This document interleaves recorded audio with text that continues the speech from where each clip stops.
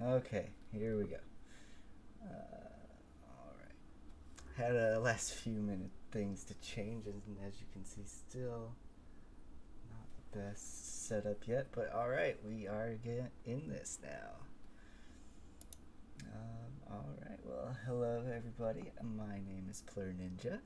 I am a recently started caster for NGS.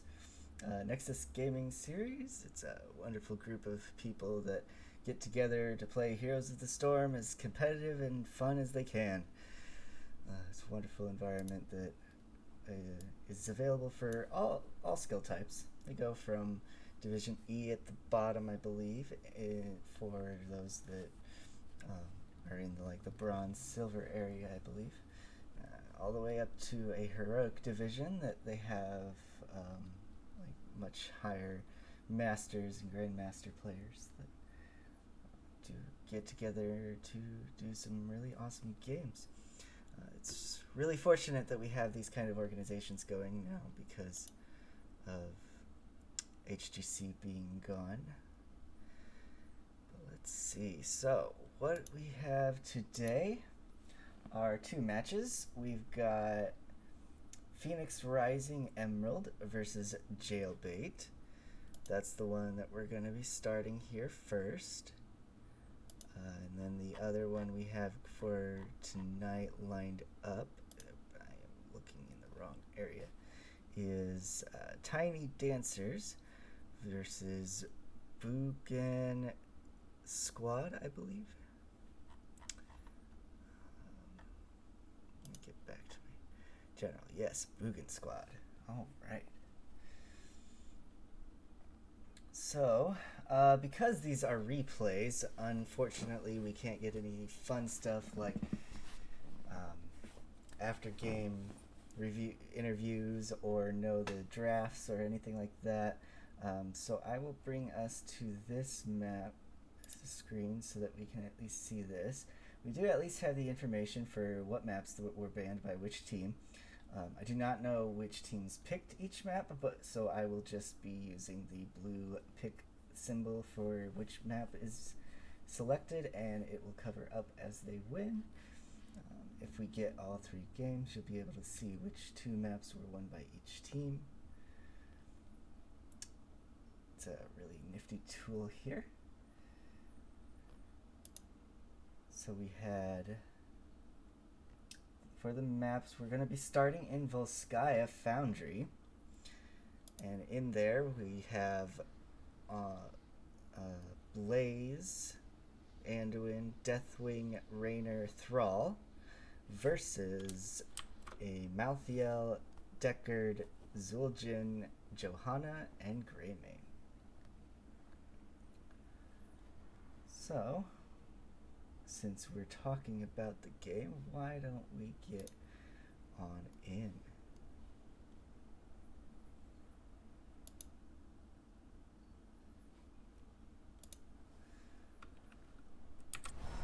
Alright, so on the left side, playing that Deathwing is Lazy Hydra, Lothair on the Thrall, Ace on the Raynor, Jimmy on the Anduin, and Rain on the Blaze. And then on the right side, we have H2O on the Malthael. How friendly. DPS Smiley on the Deckard Cain. Cawthon on the Johanna. Frage Stellar on the Zul'jin. And Kobo on the Greymane. Let the battle begin. So it looks like the red team is going to be grouping up. Jailbait's got all five in the middle, while I'm trying to use the team names more. Phoenix is grouping with 4, and Thrall did come up a little bit, seeing that all 5 members are there. They're going to be looking to do this pretty steady, though. Jailbait was able to clear the way quite quickly and trying to get this Zul'jin stacked as much as he can while they can. Haven't quite rotated yet, but looks like they're going to do that now. Johanna's trying to interrupt and stall the rotation of the other team, hopefully to get them to miss some of the soap. Thanks to the board system. got a lot of damage going into that Jin, but that just means he's going to be auto-attacking even faster. Raphael seems to be coming back up to mid to double so. It looks like he was able to clear the robot faster than the crawl. Now trying to soak up all of that experience. And oh, looks like we've got a fight here. Blaze is getting a lot of damage and gets pulled by the ambulance, so he does survive there. Oh, shoot. Still having issues.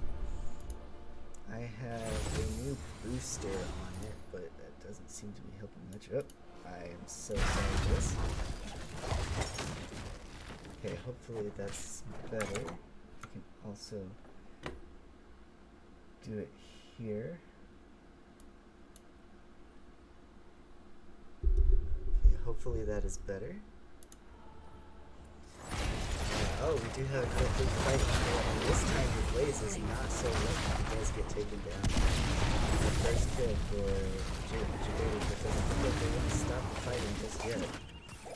Getting a lot of stacks on the Jin for that Deathwing over there. So we're going back to just soaking, and both teams getting kills. They did get their turrets. Ready to use that for the upcoming objective. So they're just safely trying to rotate so that they don't get caught out. Oh my goodness. Okay.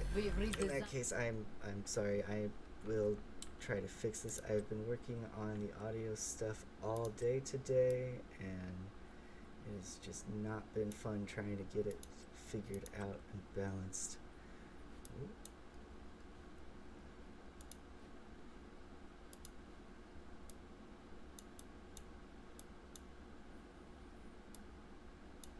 Okay, I have literally everything maxed out now. Is the sound any better now? Can you hear okay? Alright, the next objective is coming up. We've got it. Or the first objective is coming up. We've got both people trying to bully the lane down the bottom. Top lane are just clearing the waves, getting their camps so they can get their pressure. Looks like it's going to be fairly even. The red camp is going to get there a little bit earlier, but looks like both teams are trying to clear that wave. Looks like red is going to be on point first, but he does actually step off, so doesn't get any of that percentage going. The blue team is able to get there just in time to contest and make any percentage. It's still in the neutral zone, and they do manage to push the red team off, and they're trying to secure that for themselves. They're fighting in the mid for that lane. Generally, a lot of teams like to get into level 7 so that they can have their talents for this fight.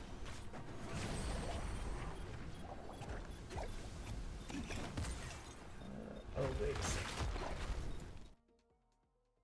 What if we swap there? That is probably much better.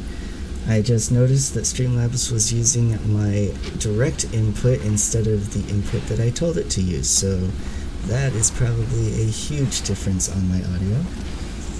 I might actually be too loud now. Yes. Okay, let's pause again. I am sorry for this. I'm quite bad at this, and I'm working on it. Okay, let's go back down to what I tested to. That should be much better. Oh, hey, Bush Life and Wolfsy, thanks for stopping by. Okay, that is the nice thing about doing the replay casts first.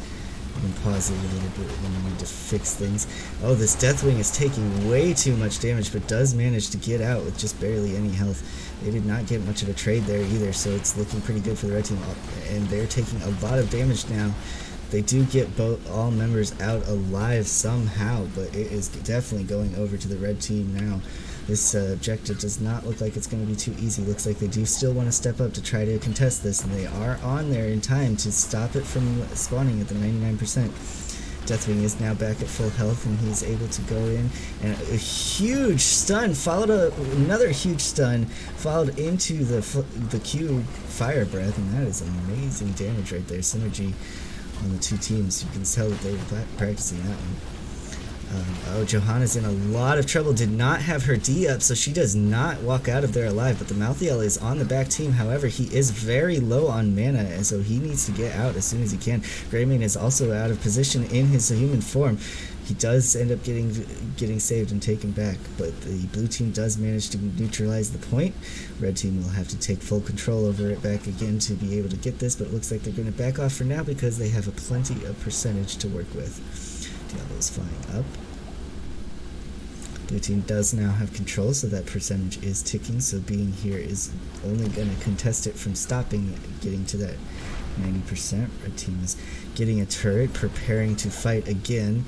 They're still threatening in this middle area while Thrall is still on the bottom, but he can get here fast from the conveyor belt, although he could get caught out. Looks like he's going to be okay, and Deathwing is coming in now, so they are ready to fight. And that is a lot of damage on the back line of the blue team. They took...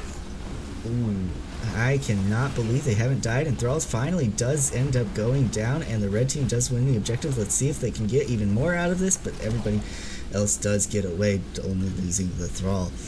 That could have been a lot worse for Phoenix team. Team Phoenix. Raynor does take a lot of damage, but he's able to heal himself back up. Deathwing is already going top to try to help push back against where the Protector will likely be going. They do have a pretty big wave here on the red team, so they can just walk right up, but if they do attack with the new towers, that was almost a kill on the Deathwing. These robots can do a massive amount of damage. They are going after the well because they were able to stall this out so long. This Protector is much more beefy than the average first round objective Protector.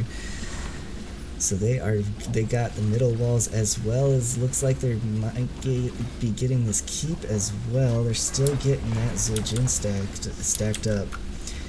Oh, we have to click on him to be able to see that. Correct? I'd have to find him with the numbers, I believe. Alright, so it looks like they were thinking about going into that middle camp, but it got spotted out. There's still a big wave crashing. Or no, those are potions.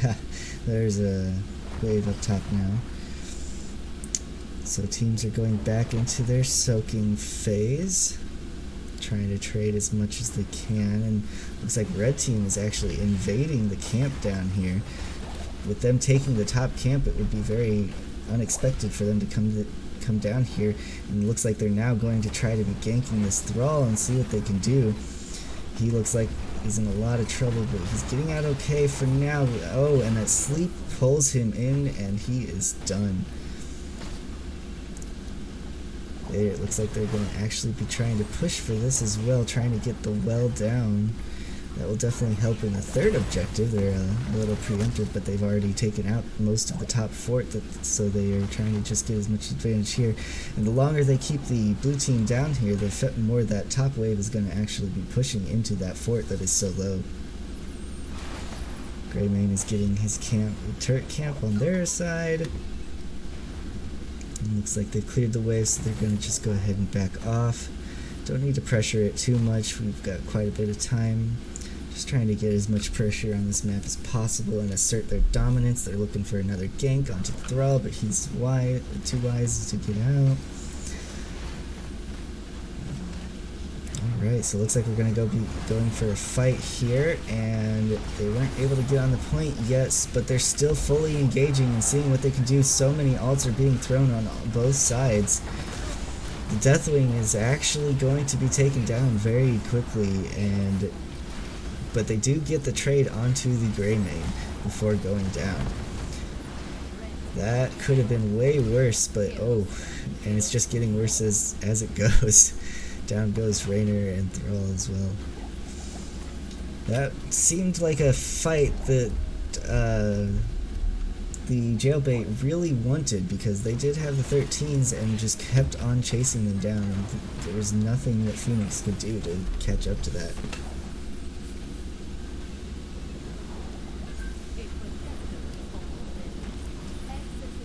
Alright, so next objective is coming up in 20 seconds. Red team is still pushing as hard as they can, trying to hold on to this lead as best they can and make it so that blue team can't even breathe.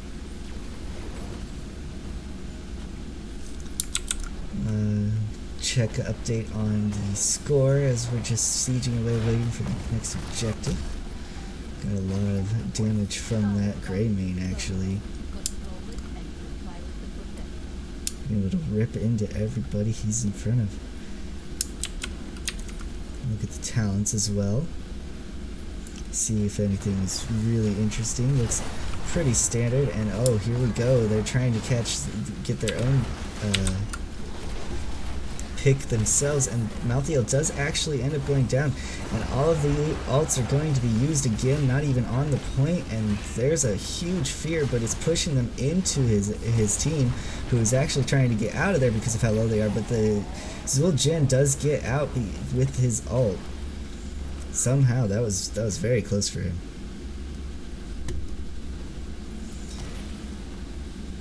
Alright, so Deathwing is going to be looking to get that point value on, get the numbers ticking. Red team did manage to get 15% during that, which is why it went so poorly for them at first, because they were not all there. They did manage to turn it around really well though, and force the other team back away. We now have Raynor getting the camp on bottom, Thrall soaking mid. It looks like if the blue team wants to engage, this is going to be their last chance to have a fight before they're down a talent tier. Trying to clear the wave, and that's a good stun to start it off, but not enough follow-up on the DPS. Everybody's going in, and Blaze is already extremely chunked, and he's trying to get out of there, gets pulled, but then the Thrall needed to pull even more, and both front lines are now down, so there's not really much anything else they can do here. They're just getting chased down. This Zul Jin is doing so much to this Deathwing, there's not much he can do, and he actually ends up dying to the cocktail. Is that actually a cocktail build? Did I even see that? Oop. Here we go. Yes, he did go with the quest at least. It's not a full cocktail build. Oh wait, yes it is. It's the other way. That's the level one. Okay. They did end up getting the Protector during all of that while capturing the fort. Looks like they're not going to opt for the keep. They actually want to rotate down bottom. This is an interesting play because they've been pushing their advantage so hard the rest of the game. It's interesting that they actually want to prepare for the next objective. It is very hard to win with the second Protector, but they're usually not at this high of a level when it's spawned. It's because, as you can see, this fort got destroyed extremely quickly. And look at all those ruby value potions. Alright, red team is still basically full health, and the Protector has a lot of time left, but let's see how fast the blue team can bring it down, burst it down. They did get the wall, and looks like it's still playing pretty careful. Just getting some poke damage here and there.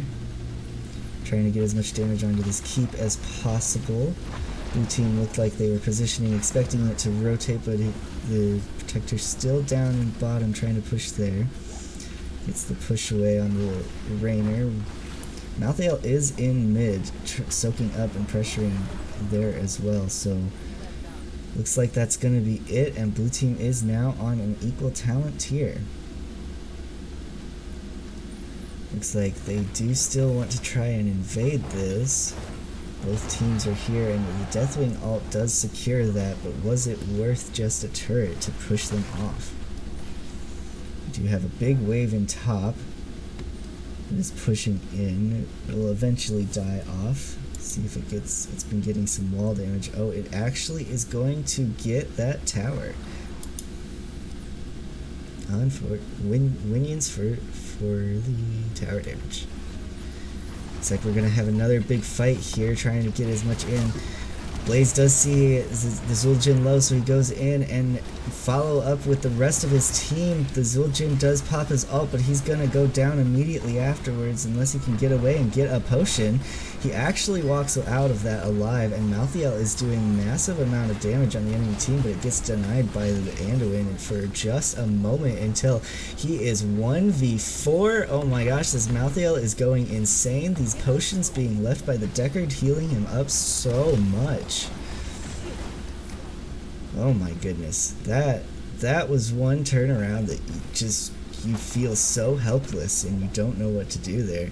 Looks like they're going to try to get this tower down while 3 people are down, and if they get another pick, they can definitely end. This is a gray main after all. He could go crazy on this core.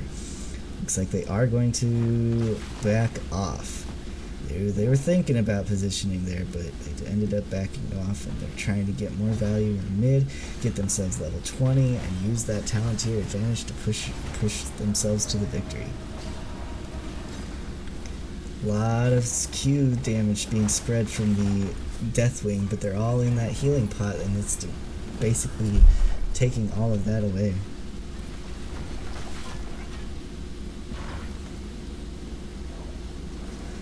Alright.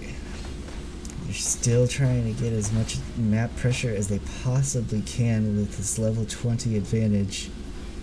With the objective being so far away, they're just trying to whittle down everything they can and exhaust all the resources out of the blue team. Lots of damage going on to that Deathwing. So Jin has quite a bit of range now, and it looks like they're going in. Johanna taking a lot of tower damage, and the Deathwing is actually going in for a massive flank, but the red team actually backs away, and only the Johanna gets feared. He ends up taking a lot of damage, and with all of his team just sleeping. Wow, the Thrall even gets deleted, and now next is the Deathwing, and oh my goodness, it just looks like there is nothing that the blue team can do to survive these fights. They get the red team so low, but it just is not enough. They can't secure these kills without getting wiped out themselves. So it looks like the red team is still cautious in trying to end. These new cores can be quite scary sometimes, although this one should be a pretty easy one to dodge. As I swear, it's caster curse. I say that, and every single time they just get hit. I'm still talking about it, and he gets a hit again. This Malthael is having a hell of a time, and unfortunately does end up going down. But the rest of the team is on that core and does manage to bring it down into a victory. Alright.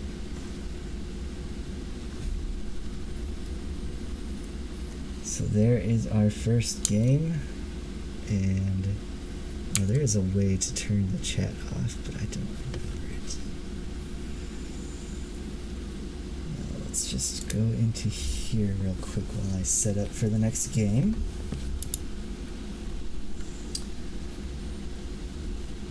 Oh, my stream title is all messed up because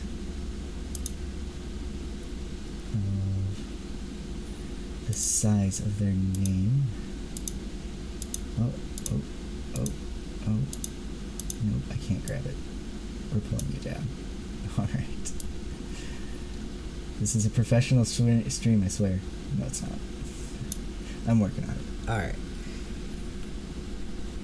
Let's get into here.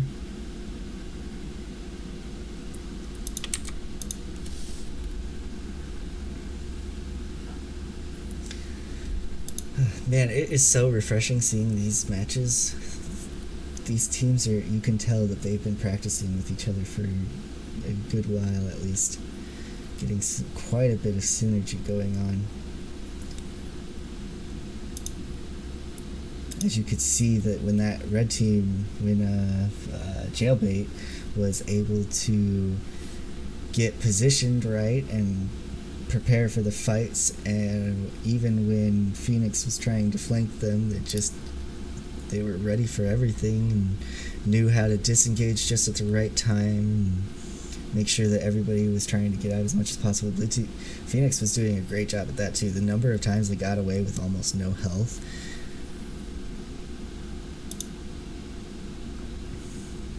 Why can I not find... There it is. Here we go. Alright, looks like we are going to Tomb of the Spider Queen.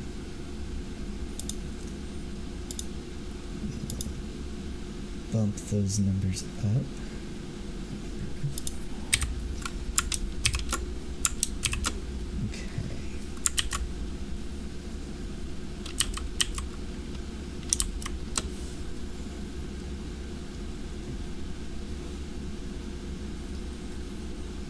So, looking at the next, how we got here, it is currently 1 point in favor of Jailbait. If they get this next win, they will win in a domination and get an extra point to help them climb the standings. So, best of threes.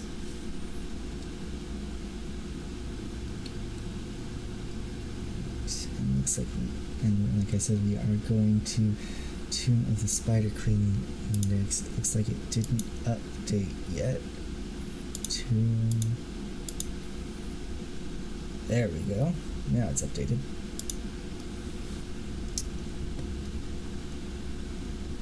Alright, and we are getting Nubrak, Brightwing, Leoric, Mephisto, and Raider versus Artanis, Greymane, Nazebo, ETC, and Stukov. Again, I unfortunately don't know the pick order.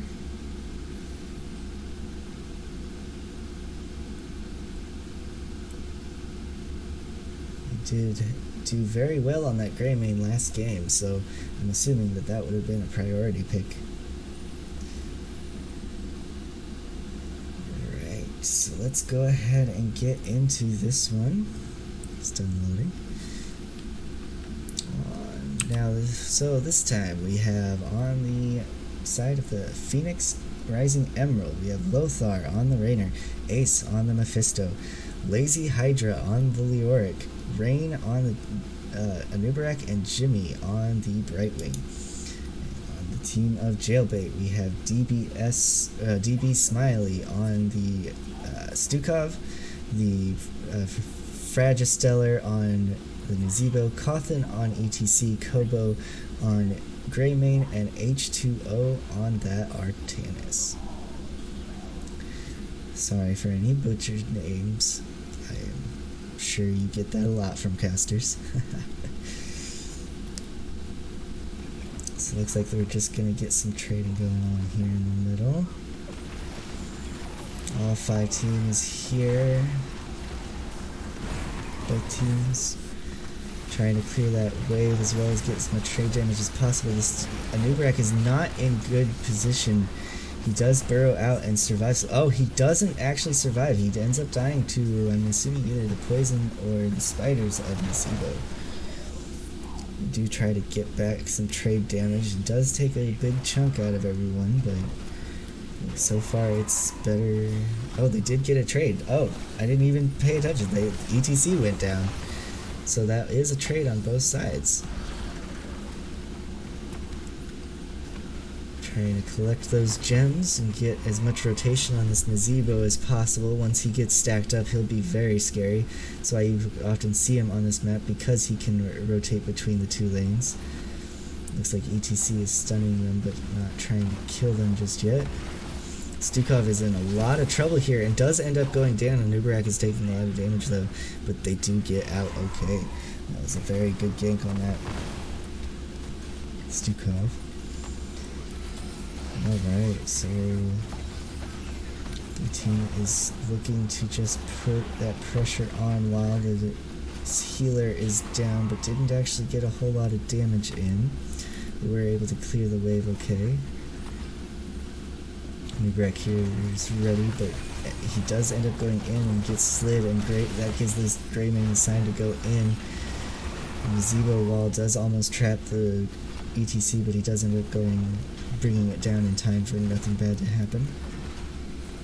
He is very low on mana, so he may have to tap or back at some point soon.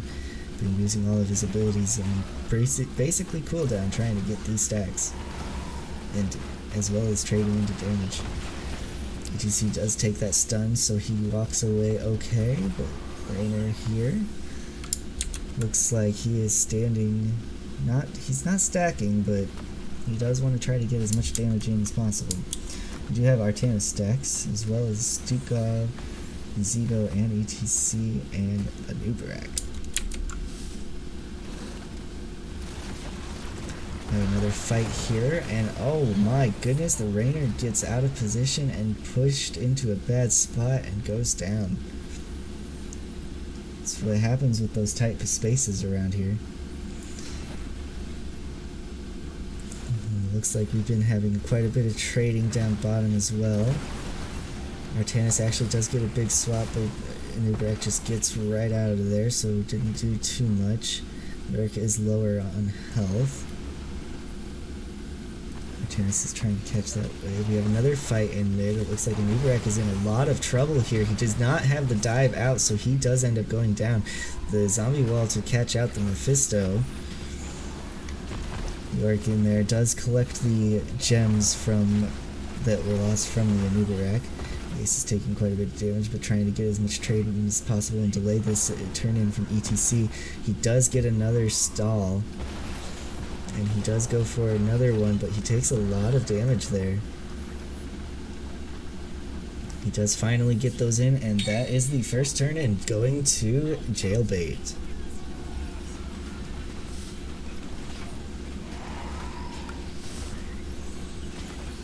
We'll see what they can do with it. They do have top pushed out, but the bottom is not pushed out quite as much.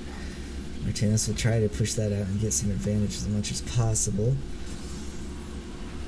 Looks like the middle one is going to go up all the way to the tower, so that's quite unfortunate that it's not going to be accompanied by the wave in time. But they are doing a big push up top. They do get the first tower down, going for the second one. ETC just making sure that the team is safe from any rotations.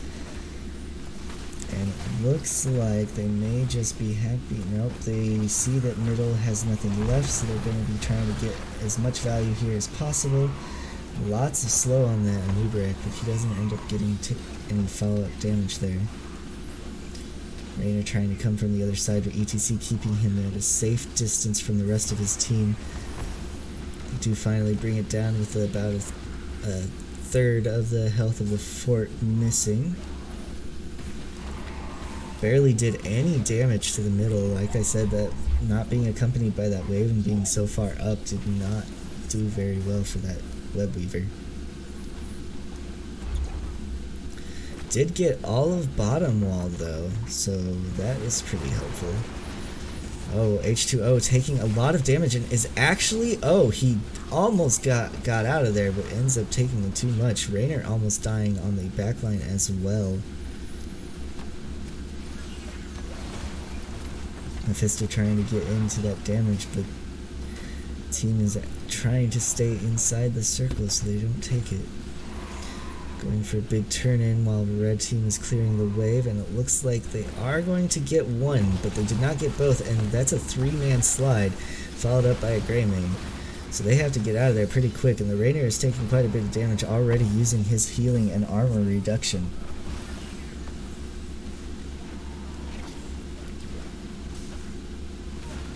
Teams are getting back up to full health on both sides. Both have very good sustained healing.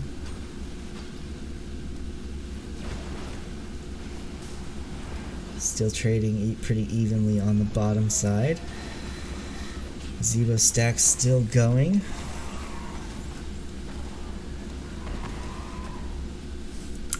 It's unfortunate that this doesn't show us those stacks, right? Yeah, they're baseline stacks.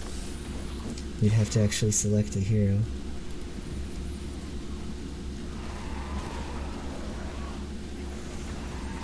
Okay. Looks like, oh, I missed it. Blue team actually did get their turn in. Red team was not able to stop them in time. We'll see what they can do with this pushes on their end. In this way, the waves are pretty heavily in Red's favor, but looks like they're clearing it up pretty well. Red team trying to clear as much as they can before they drop down. This is a full wave on this top web weaver, so it's going to take quite a bit of damage from just that, but looks like they're going for the fight instead and actually do lock down the ETC, but he is still so healthy and he's not going down. He finally does fall, but it took a lot of damage trading for the blue team to do it. Looks like Stuka's in a lot of trouble as well. He does manage to get onto the other side with almost trading for the Brightwing. In goes Nubarak, and so does Leoric, and the Zebo is taking a lot of damage, but Greymane is on the backline. He's taking a lot of kill. The web goes onto the kill target of the Greymane and see if he can get out of here. Looks like the stun is there, and he does get out with the dodge, but Artanis had to help him out to do it and dies for it. With that web weaver here, it's still protecting and sieging this tower. They're trying to even up the score that they did before for the red team. ETC does come out, and that is a huge mosh, but it gets interrupted by the Anubarak, and they get pushed back into the tower, losing a lot of gems, and wow, they just could not get out of there. The body blocking from the ETC, the pushback, the slide, even if he did get interrupted by that mosh, he was able to get everybody into a bad spot, and the team was able to follow up on it. It looks like blue team does not want to let this go without saying anything, but they cannot do anything with just a Mephisto and a Ghost Leoric. So that is going to be a web weaver phase into the actual favor of the red team. They are now almost at a 13 talent advantage and have a boss pushing top wave. Artanis is soaking down bot, pushing the waves up back up for them, while the rest of the team is sieging up here onto the tower. And I don't think there's anything the blue team can do to get this tower down, so they're actually in a lot of risk being up here so far. The Brightwing does manage to get away, but that was a huge risk for them. Red team still trying to look to keep up that pressure just as they did in the last match and trying to close this out in a domination win. They are going to back off here, satisfied with just the towers. They have a wave coming. Oh, I didn't even notice they have a wave coming in. That's also what Artanis was doing. So now they're going to be trying to siege into this bottom wave. Let's see if the blue team can defend well enough. The Arc was considering going back down because he thought that Artanis was going to be pushing there. He comes back up. Oh my goodness, so much damage onto the blue team there. This is yet another cocktail build that is doing so much work. He is just constantly throwing those out. A lot of attempting to trade back, but they are not able to chunk into these health bars of the red team, and that swap brings the Leoric into a bad situation, but he was able to get out of there with his ghostly form. Webweaver is still fairly healthy, but that root is not going to actually do a whole lot. The Mephisto actually ended up getting stunned and could not position himself to take advantage of that. So this is going to be another keep wall going down almost entirely. The Artanis goes for a very ballsy swap. He is going to get punished hard for that one. And he did not position quite right for that. So blue team is going to take a note from that and try to push as hard as they can back. They are taking quite a lot of damage from that Gilmanian cocktail.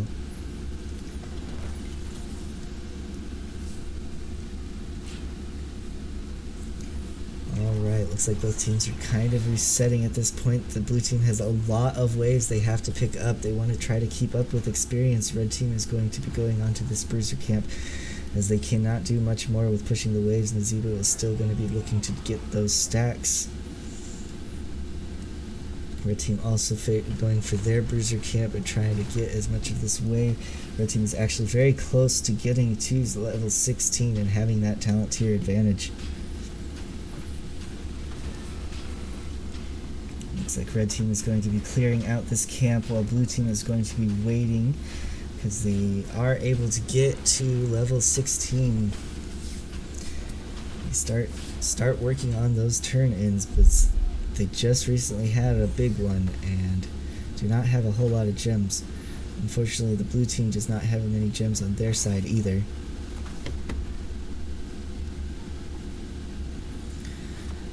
Yeah, this camp's still pushing in. We'll see if it can get this last tower, but it looks like they're going to be able to stop that in time. Red team is not looking to push the advantage too hard. They want to do something with the talent, but they're not going to force it too hard. They don't want to get caught out or overextend. There's not a whole lot that they can do on the map right now, looking to at least get the bottom camp going. Give themselves some map pressure. Blue team is looking to turn in top, and they actually do drop quite a bit off of the Leoric, as well as the Anubarak and the Mephisto. So blue team's got all their gems in. They are 10 gems short. They should be able to get that with these next couple waves, but let's see if red team can stop them from a turn in. They do have a lot of map pressure going, but they aren't able to do much with it at this point. They're just kind of pushing waves while both teams are slowly clearing. While we're at this lull, let's go ahead and look at the talents again, as well as our damage stats.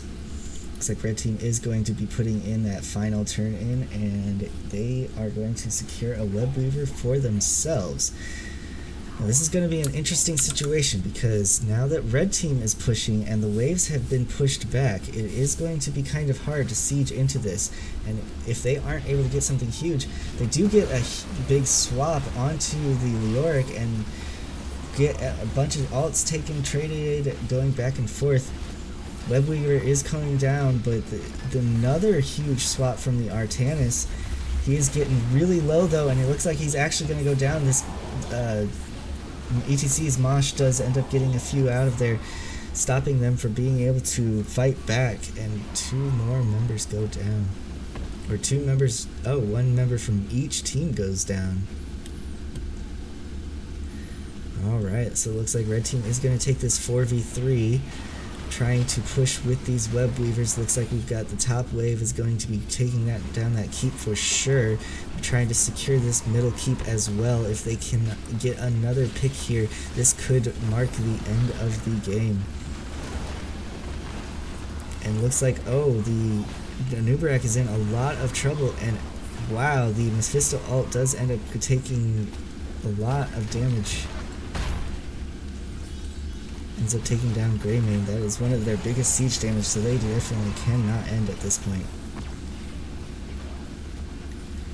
And coming out of this spider wave, blue team is actually going to have a turn-in of their own, and they're going to be starting to push back. Waves are extremely pushed, and they're trying to keep getting these staggered deaths, and they do manage to get the ETC, webbing the Nazebo to keep him from being able to stop that. Looks like the blue team is going to be going back to try to get waves, and looks like they're actually, oh, they're going to boss with 2 numbers down, and they're going to take this as a signal that they can do a boss, possibly a boss turn in. Do have minions on core at this point, and looking to see if Leoric can get this. Red team knows that they're probably on boss and trying to finish this last keep, get as much advantage as they can, force the enemy team back. They did actually almost force them off boss. They're going to try to finish this. Looks like they're going to try to finish this boss, but the rest of the team is going in. Anubarak is turning in for their web weavers. They're going to be finishing boss too. Red team sees that and is heading up there, but it is too late. They do manage to capture the boss. And now, oh my goodness, and Greymane is in a terrible position. He is actually going to live here. The Stukov saves him. Raynor's taking a lot of damage himself. Red team is trying to get back in safe. Looks like, oh, that's unfortunate overlapping of the ults, but then does go into the Entomb to keep him in there. Artanis is being very tanky and he's still alive, but how much longer can he survive? Oh, the ETC mosh to take the entire team in place. I apologize, Leark did miss that, so that was a 4-man mosh, but oh, H2O still surviving somehow in this back line. Incredible. Zebo does end up finishing his stacks and gets his level 20 value now. Just in time. They are trying to push back, and Anubarak takes a lot of damage inside of that zombie wall. He did go with the zombie wall talents, so it is taking a lot of extra damage. And they do end up defending their keep from this push. We still have web weavers pushing in mid and bot, but both of them are nearly dead. Both teams looking to see if they can get those staggered deaths going. Leark does end up going in, and he is going to be going down. Oh, he actually ends up surviving that as well. He does go down eventually, but not before Raynor takes out 2 of the red team. And what before looked like it was 100% red team's game to win, or Jailbait's team game to win, Phoenix does end up turning around and just smashing face. They are able to get down all of the forts as well as the keep walls. All keep walls are down and the keeps will be exposed. At this point, it could be anyone's game. Jailbait has a lot of map pressure still because of all those extra cannons. We do get the swap, but he just digs right out of there. Oh, again with the overlapping ults. We'll see what happens. He does get stunned, and then we have another ult from the Mephisto. Artanis tanks it, but was it too much? And it looks like it was. ETC trying to mosh to get returned. They do kill the Anubarak, and Greymane still lives. Wow, that is incredible. They are going to be chasing back with both members having one person down for over 50 seconds. This could be anyone's game. Whoever gets a pick on this next round fight could just look to end. Looks like neither team is able to, as blue team does back up and disengages. Red team is going to look to steal that bruiser camp, try and finish this game and not let it get any more out of control than it already has. Blue team is sniffing this out and looks like they aren't done with the camp yet. Leark does get on there just in time, but ETC pushes him off. But was it worth it? The Greymane does end up going down. Brightwing pushes everybody away. There is a big wave with that camp, but they're trying to get these kills to get the staggered deaths in order to secure this kill, this win. Trying to make that comeback dream happen. So it looks like they're going to be able to safely clear that out. Only Greymane down, but they are 5v4, but they do have all of the waves pushed in, and they're just going to get worse with all of these catapult minions. Blue team does have a turn in. Red team does not, but they do have more gems in already. Looks like they're going to be scouting out, trying to get these gems in as soon as they possibly can. York does miss that ult. Red team does get out okay. Oof.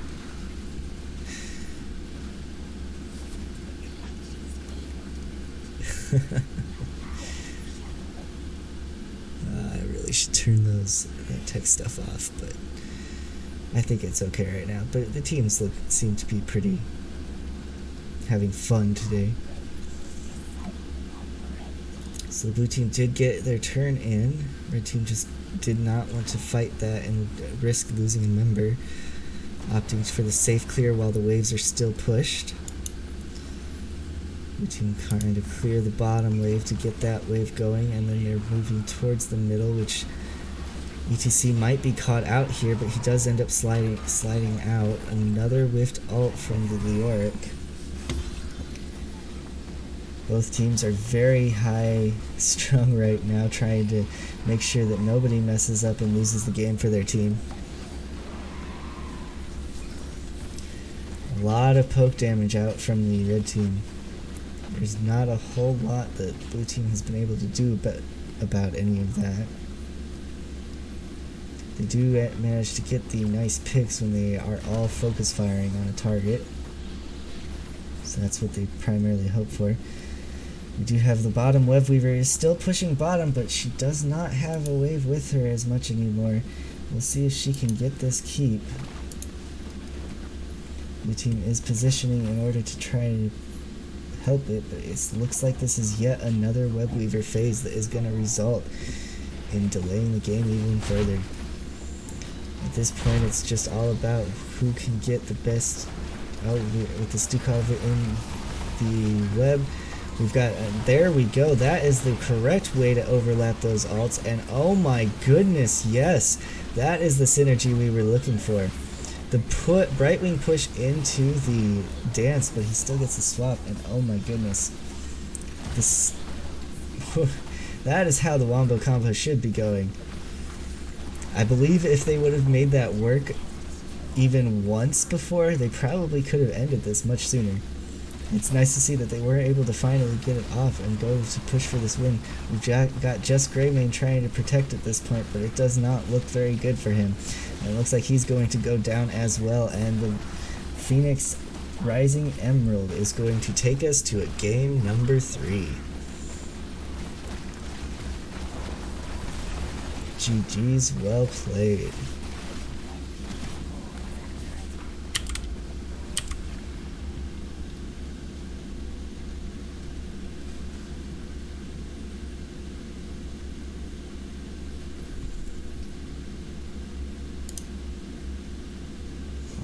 Alright. Well, lucky us, we got a game number 3. Not so lucky for Jailbait, but lucky for Phoenix Rising. Still have a chance at it.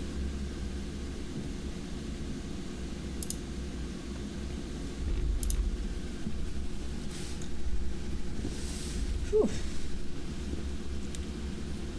So now I think that game was a very good example as to what can happen when you are overlapping your ults at the wrong time. Every single time that happened, the Jailbait was just able to punish Phoenix for missing their ults. I think they did finally figure out the correct order that they wanted that in. They webbed the Stukov, and then the Artanis went to go get the Stukov out of the web, so Leoric took that as an opportunity to entomb both of them, followed by the Mephisto ult that did wait for a little bit since they were stuck in that tomb already and did not need to be held there until after the entomb started coming down. With that, the Jailbait was just not able to play the game. Those characters were just not able to push their buttons, and they got destroyed.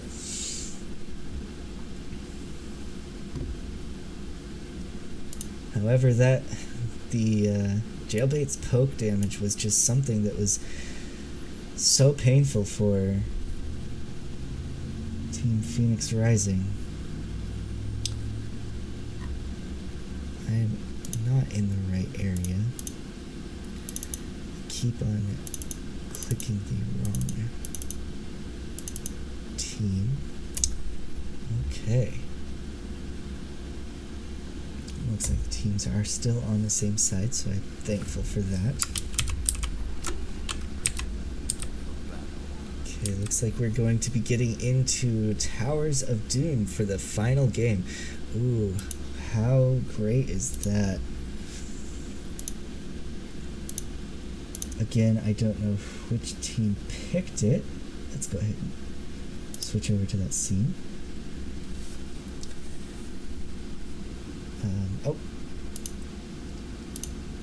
And there we go. We've got the win on Tomb of the Spider Queen. And it looks like Rival Sky one is still not correct. There we go.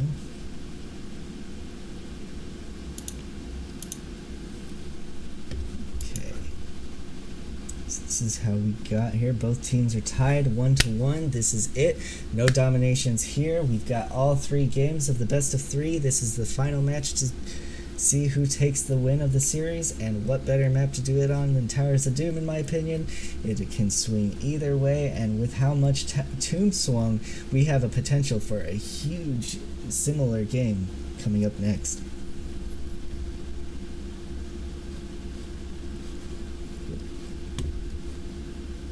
So without further ado, let's get into it.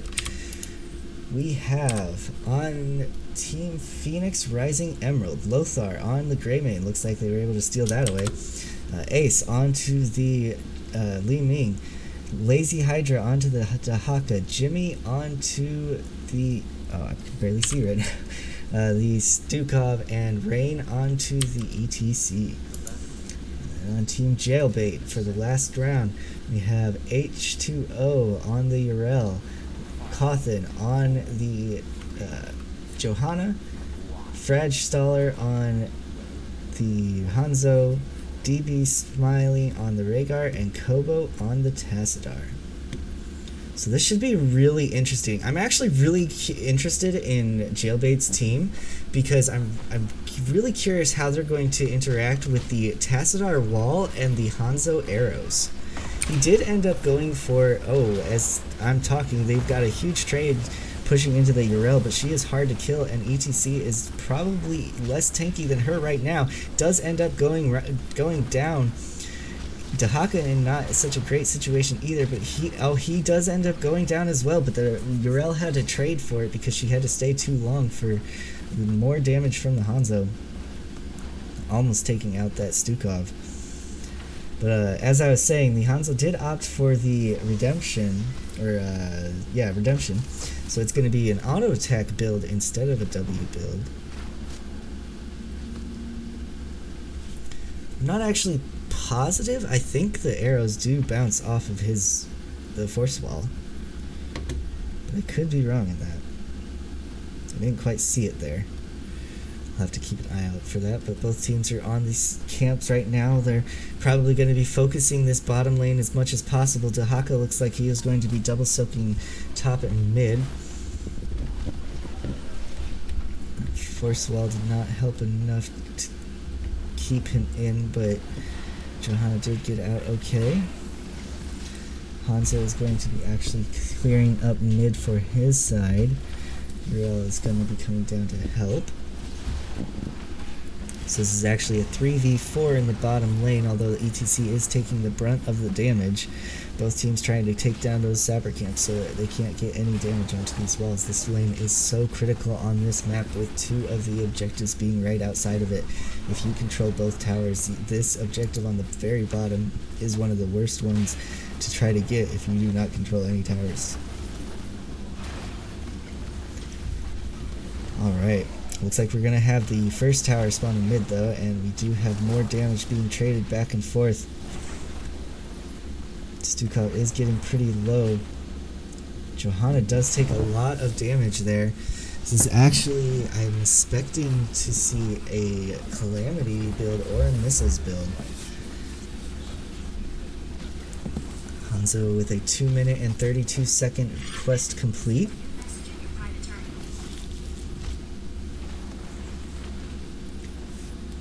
Does end up getting away from that orb. That wall actually almost hurt them more than helped, but ETC's taking a lot of damage again. He does end up getting out of there okay.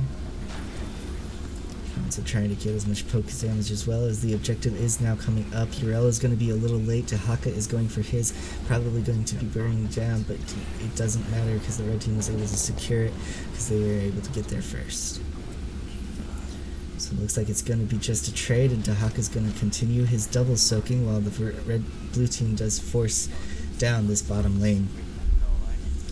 He's getting pushed back, so they're going to be helping.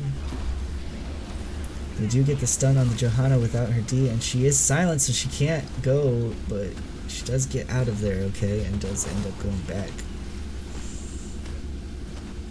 Tahaka going back top lane to catch that huge wave up there.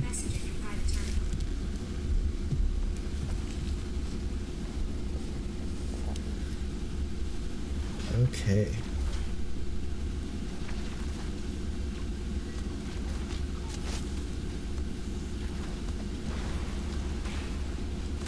Looks like we're just getting some trading going on down here. Both teams heavily prioritizing this bottom lane. Looking for a bush gank here. Seeing if they can catch out this Hanzo. He's in a lot of trouble, and he does end up going down. That slide into the silence was just way too much for him. Looks like they're going to be trying to invade this camp, but they were not able to get there quick enough. Greymane going really deep for that. They are just going to clear this up, though. The solo laners looking to try to double soak as much as possible. Looks like Red is getting in position for this next objective.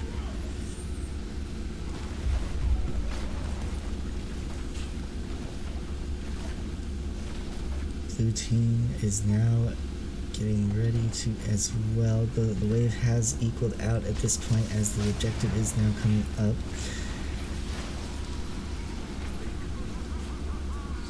Urel did end up going for that level 7 talent to help her with that double soaking, so she will be able to get here okay, but the Tahaka still gets here faster and it gets an amazing drag onto the Tassadar and almost gets stunned by the ETC, but the cleanse gets him out of there. And now it's actually looking like Lumine's in a lot of trouble, as well as the Hanzo. A lot of CC going out on both sides. Johanna's going to get out of there okay with her D. Looks like they are trying to get that stall. They did manage to get in there, and Tahaka's in a lot of trouble. Ends up burrowing and gets out of there okay, so now Tassadar is channeling, and Urel was not able to block that orb, unfortunately. One single missile does end up getting through and stalls again, and oh my goodness, the Greymane goes in on the Hansel, but Tassadar does end up getting that channel through. Hanzo does narrowly make it away alive.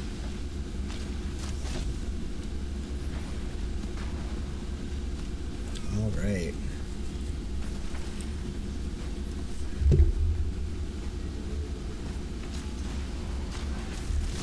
Okay. So we're going to be looking for a fight here onto this sapper camp. Both teams really wanted to try to get as much damage into this bottom lane as possible.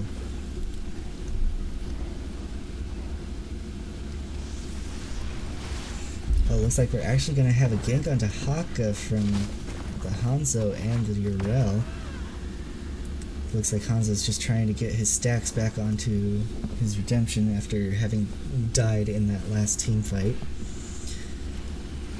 They're actually using the wall to prevent the sappers from getting any closer, but that actually gets Tassadar in a terrible situation, and he does end up getting deleted, and all the sappers do end up going in. Very well played.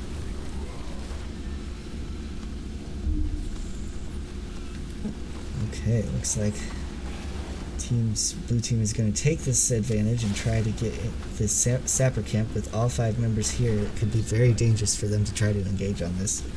I think, and it looks like the team knows, so they are going to keep back from the Sonic Arrow.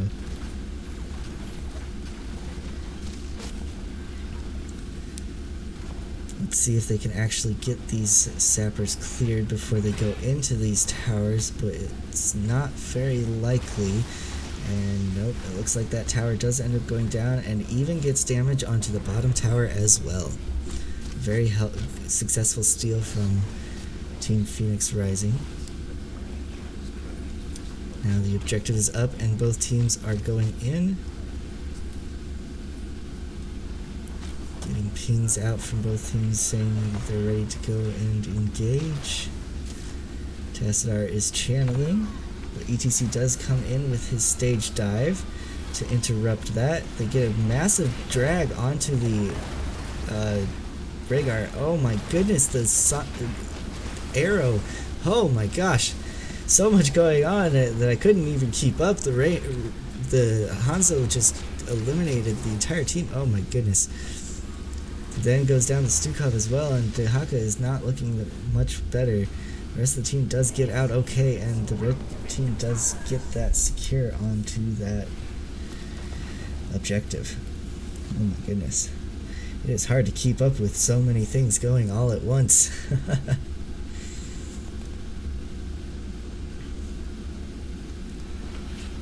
Really gives you respect for those that do it on a regular basis. Using that force wall again to wave manipulate.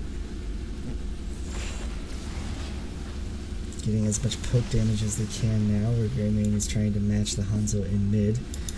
Got it back and forth going up top, but it's not going one way or the other really. The wave is going. Oh no, did we have a disconnect?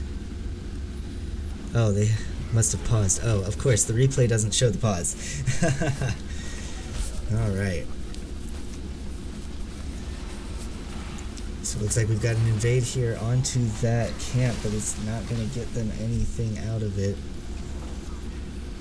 Tassadar used his ult in order to try to push them off, but was not able to. Now teams are both at level 13. They've been able to manage to keep up with experience for both teams. It's pretty impressive. It just shows you how much that Yrel is getting out of that level 7 talent to match up with Dehaka. Do have a very dangerous situation here, but the swipe does end up getting most of the enemy team out. Johanna not included because she's kind of broken with her trait.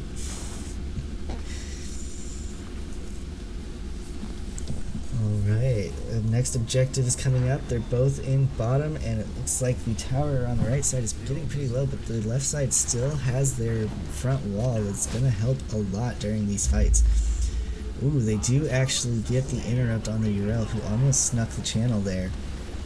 Tassadar did sneak the channel in bottom, though, and so both teams are now going to be fighting over this middle objective. UTC going into the back lane, the back line. Yrel doing the same.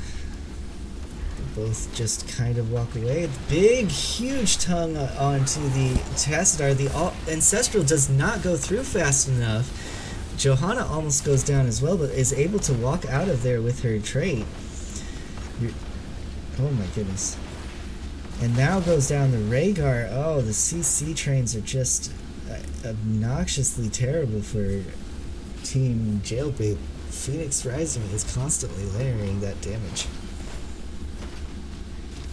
Looks like they're going to be channeling, but they want to... Yes, it looks like they're going to be trying to stall in order to get this extra point off of this. This could be very risky, as the rest of the team is starting to come up. It is going down now, but he didn't start the channel until after it was taken, and looks like he's going to be okay anyway. They do end up getting that extra point. So now the name of the game is to defend this tower at all costs and do not let the enemy team have it back. You want to end with this in your control. This is where the double soaking comes in extra handy from the Dehaka and the Yrel. Yrel does have a huge wave pushing top. Dehaka will have to try to get there before losing anything. It looks like he's going to be just fine.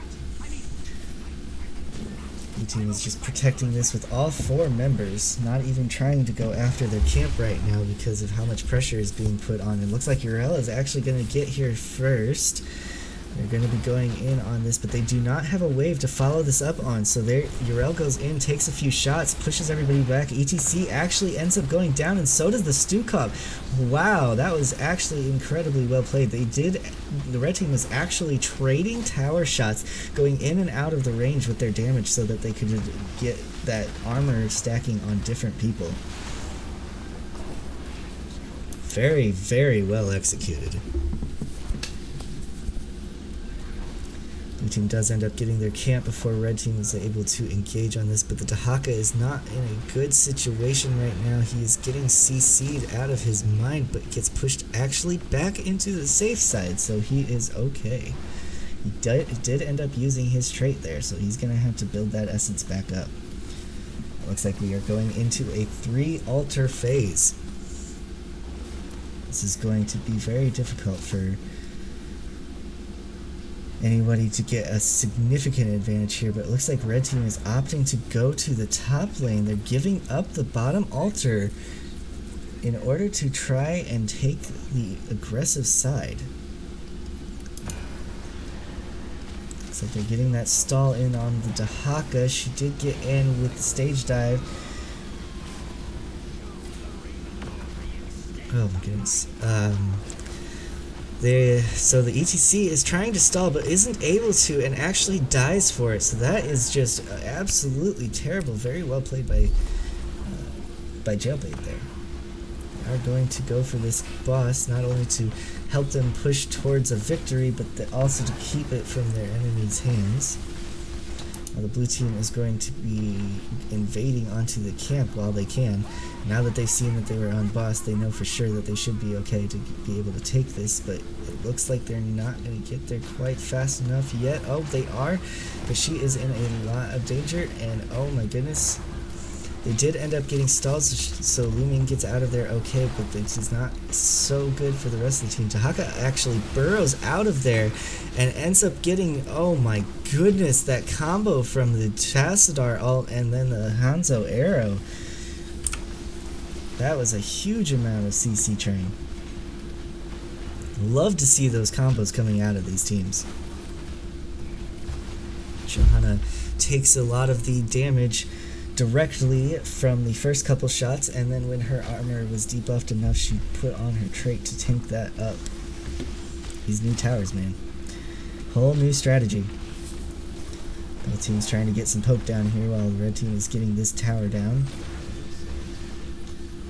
The team does not want to engage on this as it is 2v4, but she is trying to get as much damage in as possible, make their lives not quite as easy. That orb onto the Rhaegar while his armor was down. So now the objective is top, but red team is not sure if they want to invade the camp or actually just go for the trade. Looks like they're actually going to invade onto their side, but blue team is there to prevent that from happening. Dahaka trying to interrupt this cast while Yrel doing the same on the other side. Lots of trade damage going back and forth. The Greymane is actually very low. The Rhaegar has to Ancestral himself, and Greymane is actually getting extremely low, but the swipe helps, but Yrel is able to quickly chase him down while the ETC is getting annihilated. Yrel still on top of them. Not able to finish off the kill, but the rest of the team is here, and now Stukov has gone down, and so will Li Ming, and Hanzo is very greedy for this kill. Greymane tries to go back in to punish him for it, but he ends up getting wiped out. And then that is going to be GG with this final casting from Kobo. And that does it. Jailbait does end up making the revert sweep not happen and wins the game and series.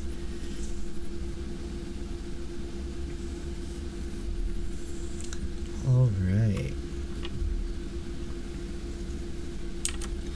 Very well played teams. Let's go ahead. Do that. All right. Very well played by both teams. The series was quite back and forth for a very long time, especially that Tomb game. That was anybody's game at the end there. Towers game wasn't quite as close, but it did bring in a lot of crazy happenings.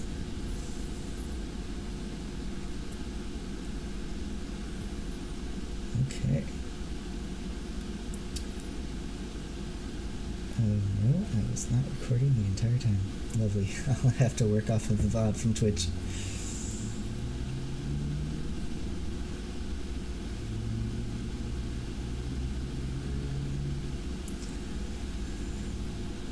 Okay, so that does it for our first replay cast of the night. Congratulations again to Team Jailbait. Good try, Phoenix Rising. You had a good fight. Good series between the two teams. I hope you both had fun. And now I'm going to do the beginning spiel again because I was obviously too quiet for that. But this is these games are from Nexus Gaming Series. They are a community that plays HOTS games competitively and is basically our own one of our best sources for fun Heroes competitive content now that HGC is gone. There are many other leagues out there.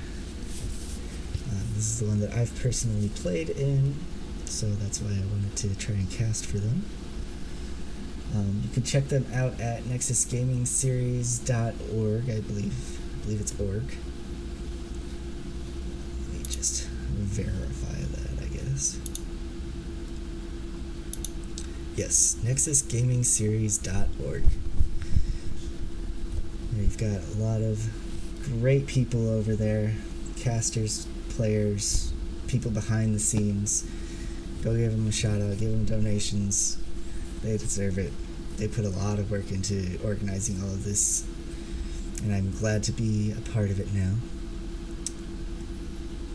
And with that, I am going to be right back while we set up for the next game.